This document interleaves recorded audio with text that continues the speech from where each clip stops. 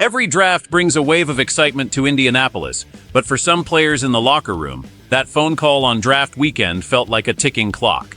It is the hardest part of the business we love, where fresh faces and high hopes directly collide with the dreams of those already wearing the horseshoe. You feel for the guys who have put in the work, yet now find themselves looking at a depth chart that suddenly feels very crowded and unforgiving. This is about the survival of our roster. Chris Ballard just finished a massive weekend for the future of this franchise, but his 8 new selections have created a difficult reality for several veterans. We have to talk about Daniel Scott, a safety who has been incredibly snake-bitten by injuries since arriving in town. He has not played a single meaningful snap in 3 years because of multiple season-ending injuries, and now the safety room is overflowing with competition.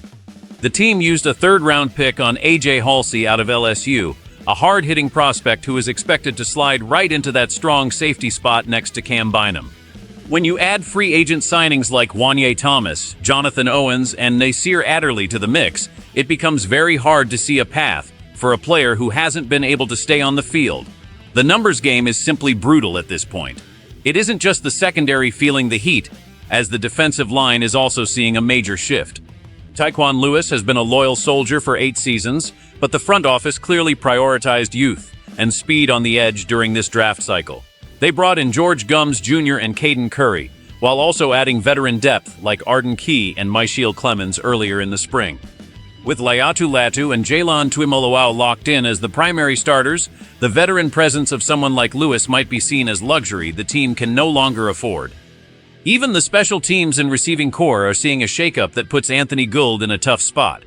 He was brought in to be a return specialist and slot weapon, but the arrival of Deon Burks in the 7th round might have rendered him obsolete. Burks is a legitimate speedster who can play inside or out, and his background as a kick returner at Purdue makes him a more versatile option for Shane Steichen's offensive scheme.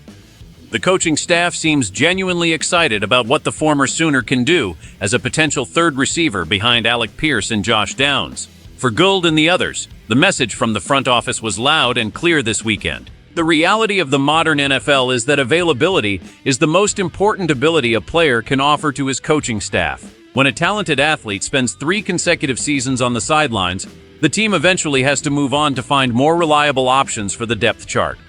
The secondary was a major concern heading into the offseason, and the decision to bring in a wave of new faces suggests that the status quo was no longer acceptable.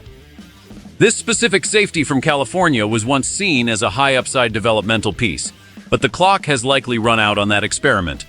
Watching the front office pivot toward a heavy rotation of versatile defensive backs shows a clear desire to fix the issues that plagued the back end of the defense last year. This isn't just about one position, either, as the entire philosophy of the roster seems to be shifting toward explosive youth.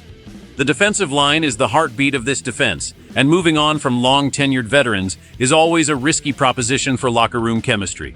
However, the speed and twitchiness of the new edge rushers being brought into the building are hard to ignore. These young prospects offer a level of ceiling that the older backups simply cannot match at this stage of their careers. The team is betting on the fact that fresh legs and cheaper contracts will allow them to be more aggressive in other areas of the roster. It is a calculated gamble that every general manager has to make eventually. You cannot keep holding on to players based on loyalty or past potential when the current results are not meeting the standard of a playoff contender. The offensive side of the ball is following a similar pattern, where a dynamic returner who can also contribute as a legitimate vertical threat is valued much higher than a specialist. The competition during training camp is going to be fierce, and we are likely going to see some very familiar names looking for work elsewhere before the season opener. It is a necessary evolution if this team wants to compete for a division title. This strategy is going to have a direct impact on how many games the team can actually win this year. When you replace injured players or aging veterans with young, hungry prospects, you are essentially trying to raise the floor of the entire organization. We saw too many times last season where the depth was tested, and the team simply didn't have enough talent to keep up in the 4th quarter. By clearing out the players who are struggling to stay healthy, the coaching staff can finally build a rotation they can trust every single Sunday. It makes the game plan much easier for the coordinators when they know exactly who is going to be available for kickoff. This could help them win more games because the competition at practice is going to be at an all-time high. Nobody can afford to take a day off when there are 3 or 4 other guys waiting to take their job. That kind of pressure usually brings out the best in professional athletes. If the new safety can provide the range and tackling we saw on his college tape, the defense won't be as vulnerable to big plays over the top. If the new receivers can provide a spark in the return game, it gives the offense better field position and a better chance to score points. These are simple outcomes that lead to a much more successful season.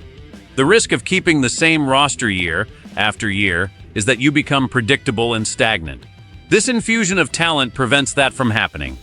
It forces the remaining veterans to step up their game and proves that nobody is safe if they aren't producing at a high level. We want a team that is fast, physical, and reliable. The moves made over the last few days are designed to create exactly that environment. It might be painful to say goodbye to players we have cheered for, but the ultimate goal is to bring a championship back to the city.